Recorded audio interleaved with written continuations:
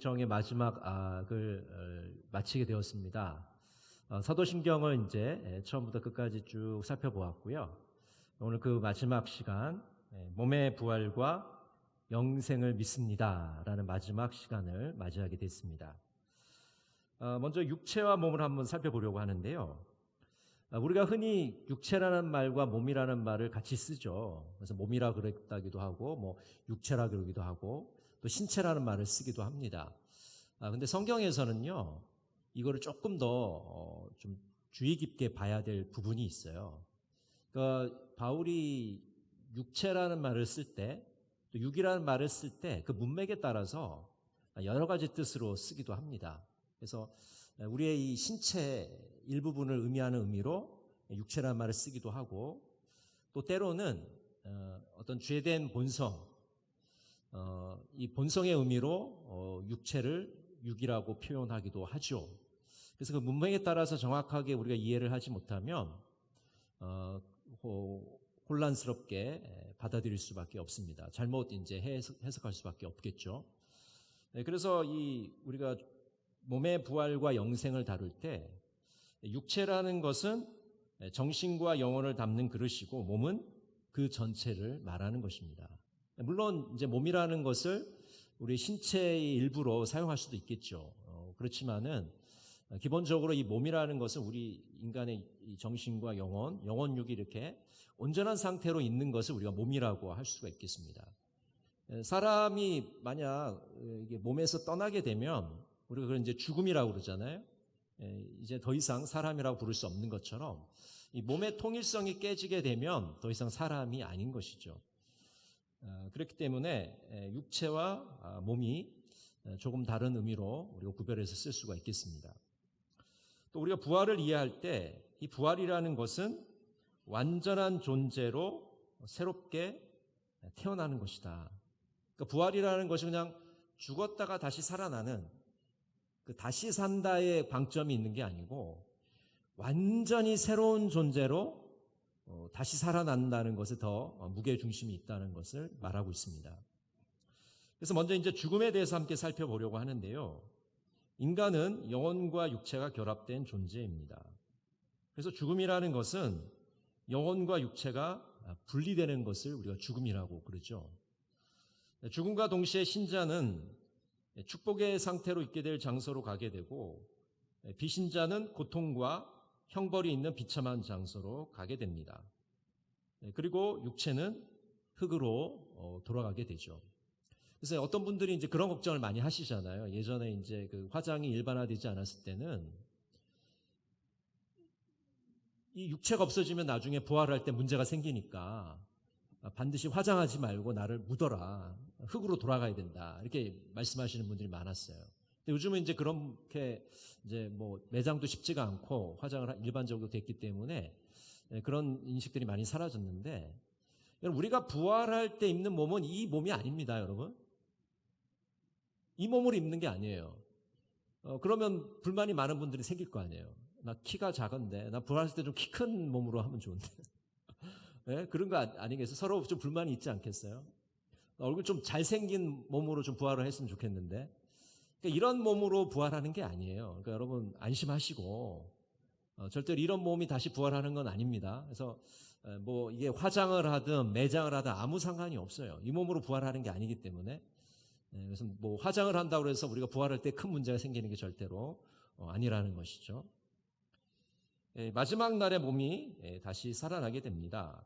그래서 이 부활이라는 것은 예수님의 이 재림과 깊은 연관이 있는 것이죠. 그래서 이제 우리가 먼저 살펴볼 것이 이제 중간 상태라는 것인데, 이 중간 상태가 왜 생기게 되냐면 우리가 죽은 순간하고 예수님이 다시 오시는 재림의 기간 사이에 간격이 생겨요.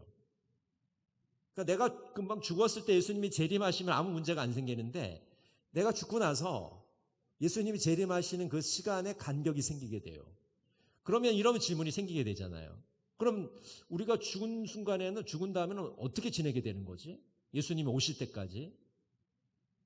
예수님이 오실 때 다시 부활을 하게 되잖아요. 그럼 그 시간까지 나는 뭘 하고 있는 거지? 이런 의문이 생기게 됩니다. 근데 사실은 이 대답을 성경이 친절하게 해주진 않아요. 그러나 여러 이제 우리가 성경 전체를 이제 살펴보게 되면 대략 다음과 같은 내용을 우리가 얻게 되는 거죠. 주님 오실 때까지 영혼과 육체가 잠시 분리되지만 의식이 있는 상태로 존재하게 됩니다.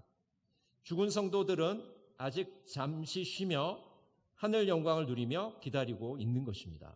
그래서 불완전한 상태로 그 완전함을 기다리면서 우리가 그 중간 상태를 보내게 됩니다. 근데 여러분 구체적으로 질문하지 마세요. 장소가 어디입니까? 뭐 그런 질문을 하지 마세요. 성경이 이렇게 친절하게 대답해 주지 않습니다. 이미 우리의 영역을 벗어난 상태잖아요. 죽음 이후의 상태이기 때문에 우리가 그것을 지금 어떤 물질 세계에서 100% 완벽하게 설명할 수가 없습니다. 그래서 성경이 알려주는 데까지만 우리는 짐작할 수 있는 것이죠. 성도의 궁극적 소망은 우리 주의 재림이 있을 때에 몸의 부활에서 시작되는 영생의 온전한 모습이다. 그러니까 우리가 죽으면서 우리가 불완전한 상태로 들어가게 돼요. 그런데 완전한 상태로 언제 입느냐? 예수님께서 재림하실 때 완전한 몸의 부활, 죽은 자의 부활을 우리가 경험하게 되는 겁니다. 그래서 이제 이 불완전한 상태로 있다가 완전한 상태로 들어간다는 그 정도만 우리가 알게 되면 어느 정도 이해가 될 것 같습니다. 자, 두 번째는 몸의 부활인데요. 자, 하이델베르크 요리문답 57번 제가 질문을 할 때 여러분 대답을 하시면 되겠습니다. 몸이 다시 살아날 것은 당신에게 어떤 위로를 줍니까?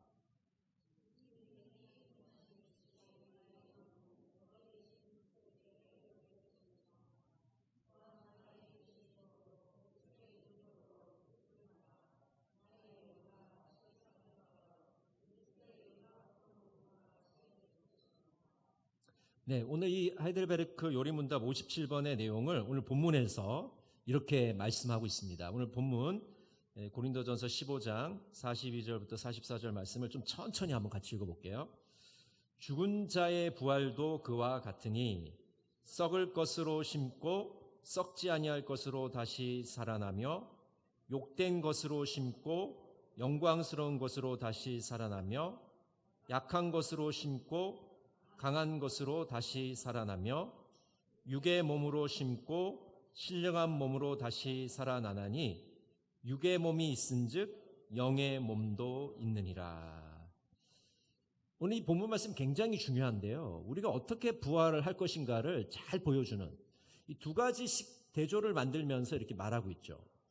첫 번째 대조는요, 썩을 것과 썩지 않을 것의 대조가 나타납니다. 여러분, 썩을 거는 뭐죠?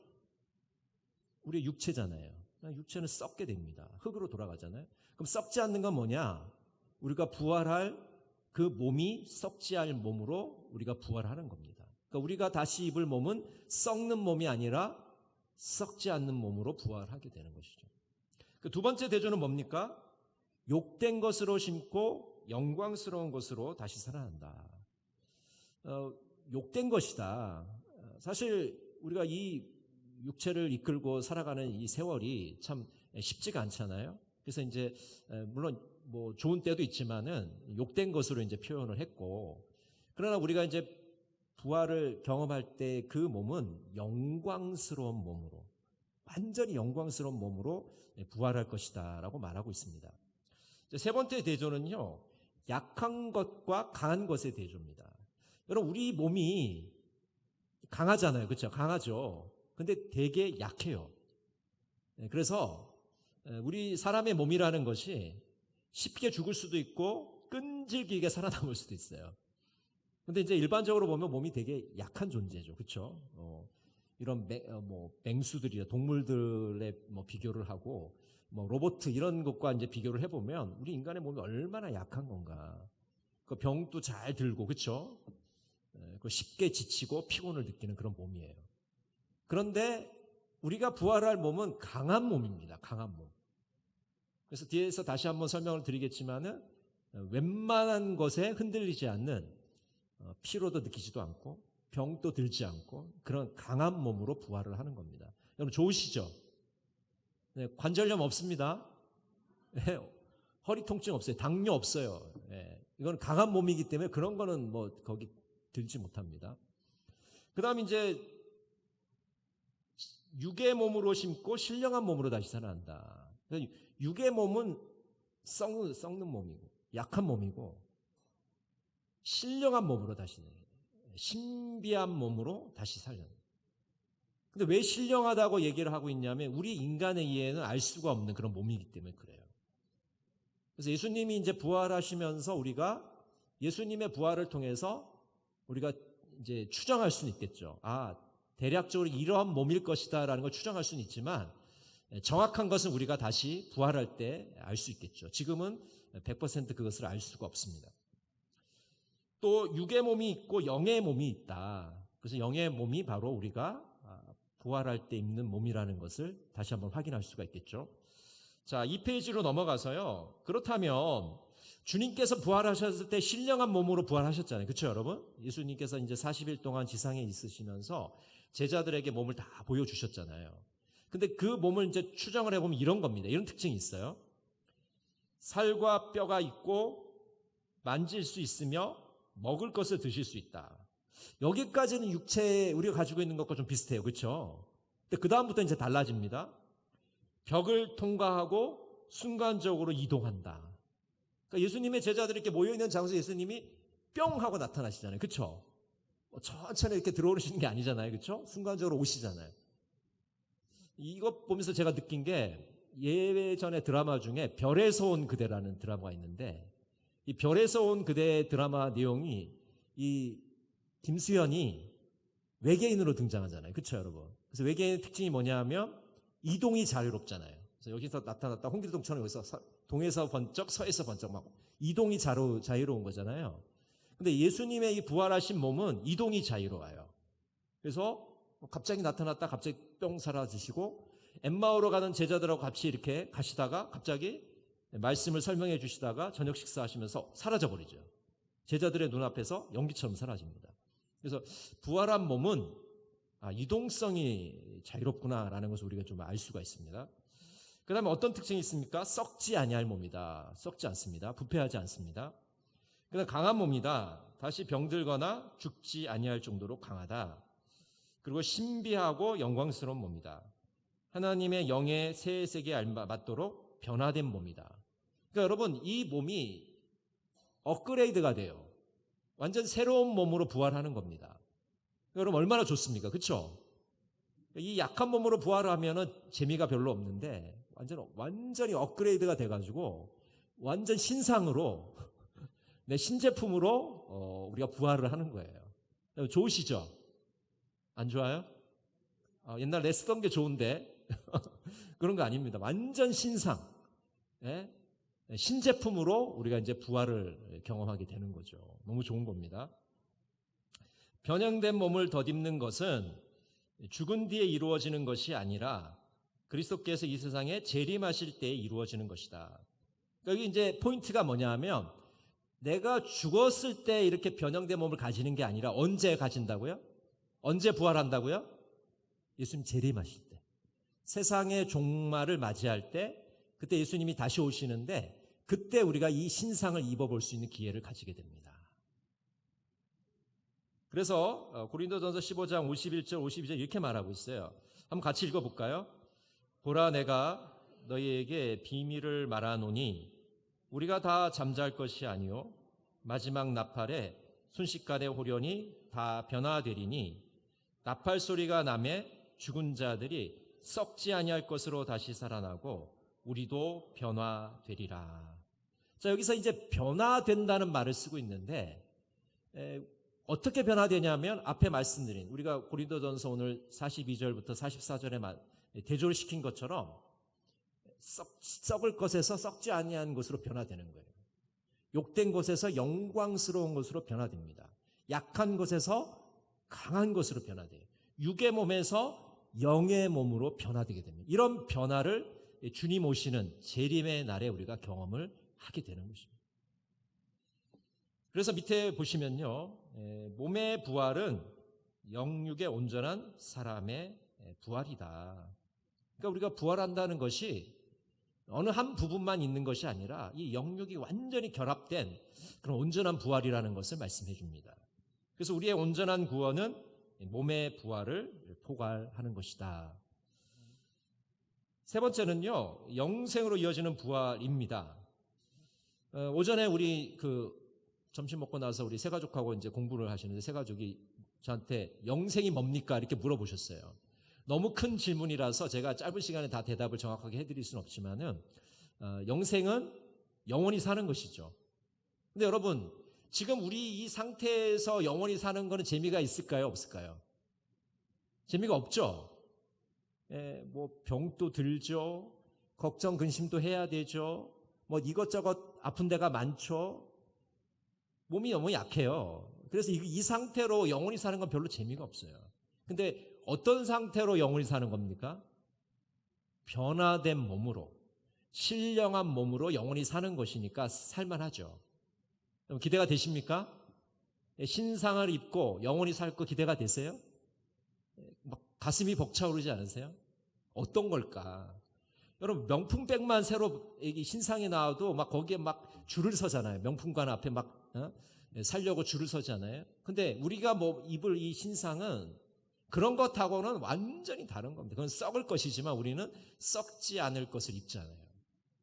그런 신상을 우리가 기대하면서 사는 것이죠. 하나님께서는 처음에 사람을 만드실 때 죽을 수 없는 상태로 만드셨습니다. 곧 영생하도록 만드셨습니다. 그런데 인간이 죄를 범함으로 죽을 수밖에 없는 상태로 된 것입니다.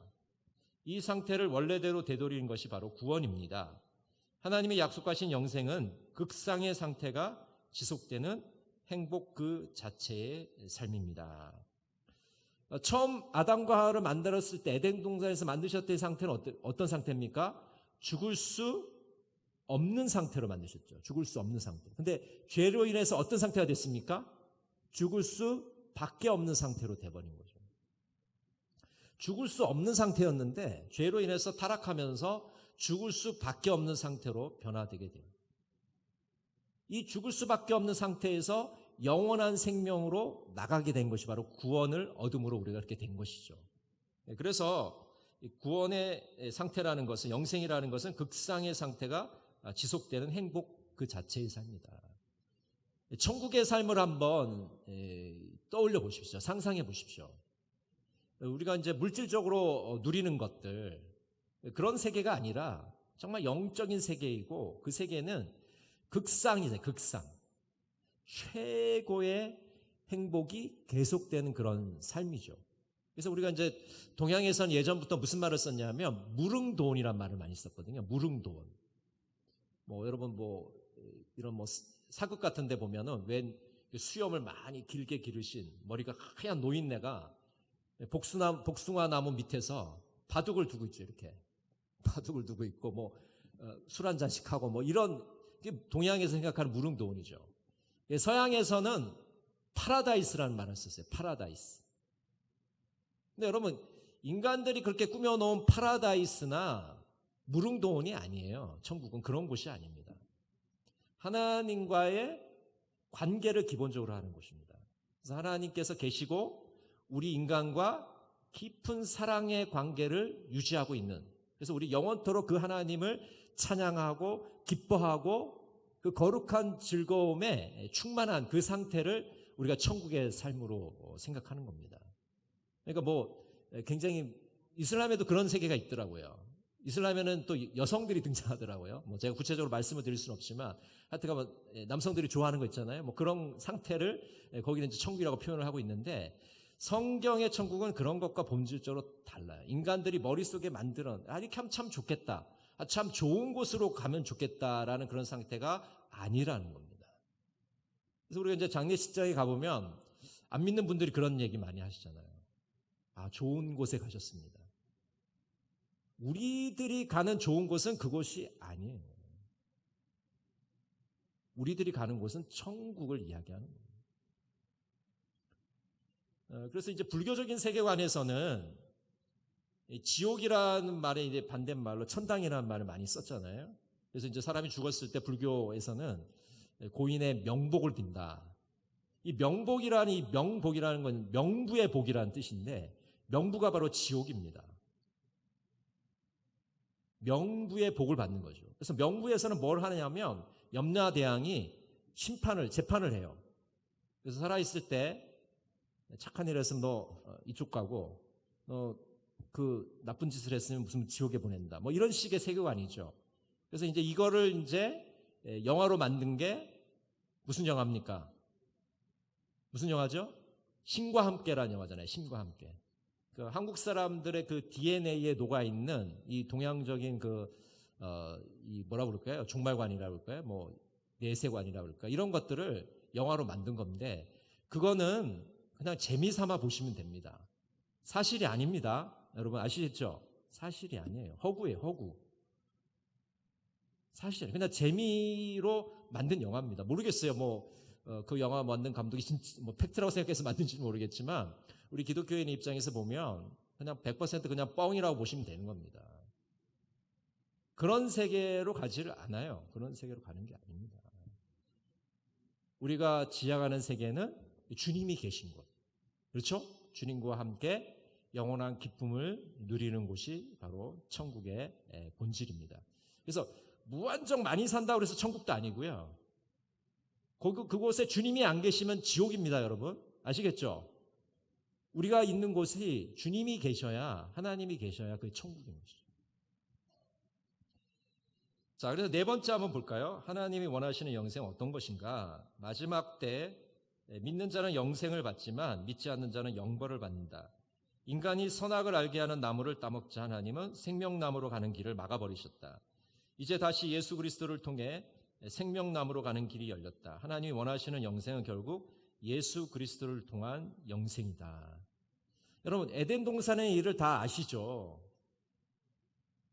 아담과 하와가 선악을 알게 하는 나무를 따먹으로 말미암아, 범죄함으로 말미암아 에덴 동산에서 추방을 당해요. 에덴 동산이 폐쇄됩니다. 절대로 이제 다시 못 들어와요. 근데 에덴 동산에 무슨 나무가 있었죠?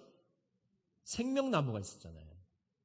그 생명나무를 따먹고 계속 살 수가 있었는데, 그 생명나무를 더 이상 따먹을 수 없게 돼버린 것이죠. 근데 예수 그리스도를 통해서 에덴이 다시 열리게 됐어요. 폐쇄된 에덴이 열리면서 우리 인간이 생명나무로 갈 수 있는 길이 열린 겁니다. 누구를 통해서 그걸 얻게 된 겁니까? 예수 그리스도를 통해서 그 길이 열린 거예요. 우리 영생할 수 있는 길이 열리게 된 거죠. 예수님을 통한 영생이라는 것을 분명하게 말해주고 있는 것입니다. 자, 다섯 번째는요, 영생을 산다는 것은 무엇인가?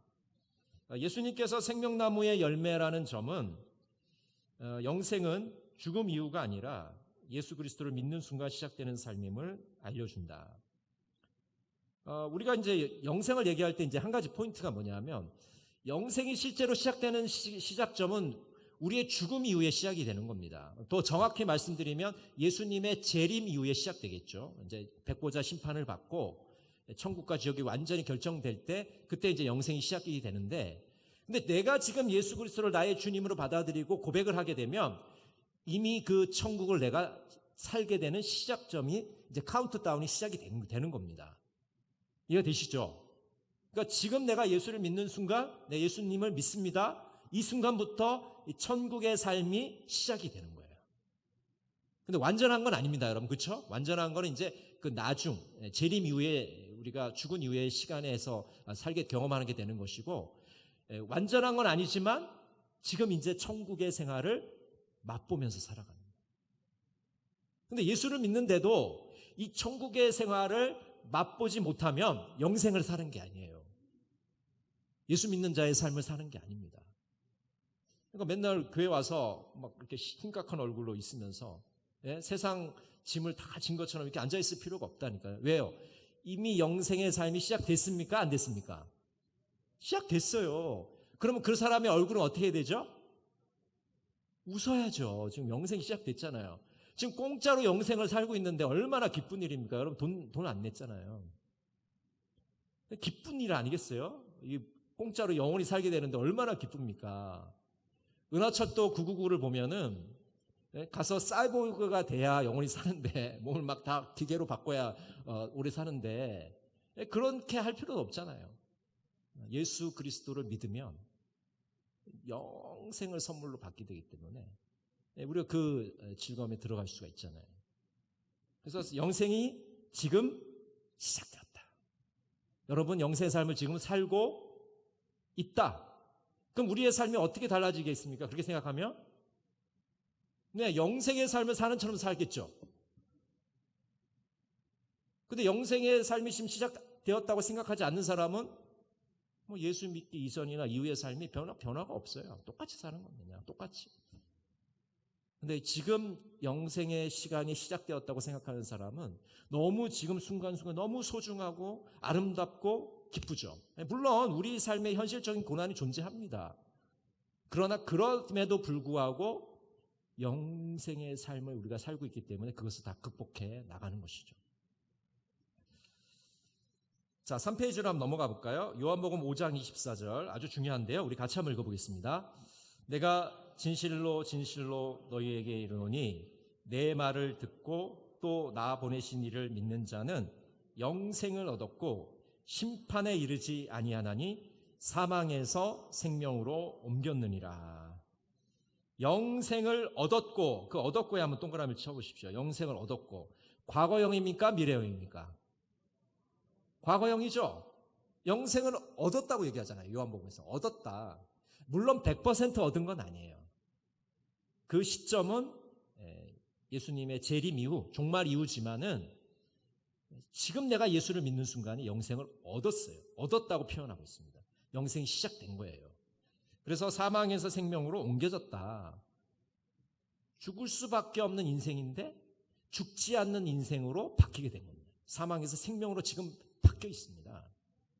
여러분 얼마나 감격스러운 일입니까? 그래서 우리가 이 부활과 영생의 의미를 정확히 알면요, 너무 삶이 기뻐요. 즐거워요. 행복해요. 근데 영생의 의미를 제대로 모르면 너무 그 일상의 그 짐에 의해서 굉장히 우리가 힘든 삶을 살 수밖에 없는 것이죠. 영생은 이 땅을 사는 동안 하나님과 친밀한 사귐과 교제를 갖는 것입니다. 요한복음 10장 3절 같이 읽겠습니다. 영생은 곧 유한하신 참 하나님과 그가 보내신 자 예수 그리스도를 아는 것이니이다. 여러분 어떤 알미입니까? 머리로 아는 지식적인 알미 아니고 체험적인 알미예요. 그래서 이제 우리가 이걸 설명할 때 항상 부부 관계와 비슷하다. 부부가 서로 배우자를 아는 것처럼 그렇게 친밀한 알을 가지는 것이 바로 영생의 상태입니다. 그러니까 우리가 영생의 상태에서는 하나님과 우리의 관계가 얼마나 밀접한 관계, 그 밀도가 엄청나게 진한 그런 관계라는 것을 우리가 생각할 수가 있는 거죠. 하나님께서 우리를 사랑하는, 우리가 하나님을 뜨겁게 사랑하는 그 관계가 영생의 관계인 것이죠. 상태인 것입니다. 우리에게 생명이 있으려면 주님과 연결되어 있어야 합니다. 이 연결됨이 주님을 아는 사귐과 교제입니다. 그래서 여러분이 지금 주님과 교제하시고 사귀시는 것은 이미 영생의 삶을 살고 계시는 것입니다. 자, 마지막으로 6번째, 영생을 사는 성도의 삶을 한번 살펴보겠습니다. 첫 번째, 죽음을 두려워하지 말아야 됩니다. 성도에게 죽음은 천국에 들어가는 관문입니다. 죽음에 대해서 어떻게 생각하세요?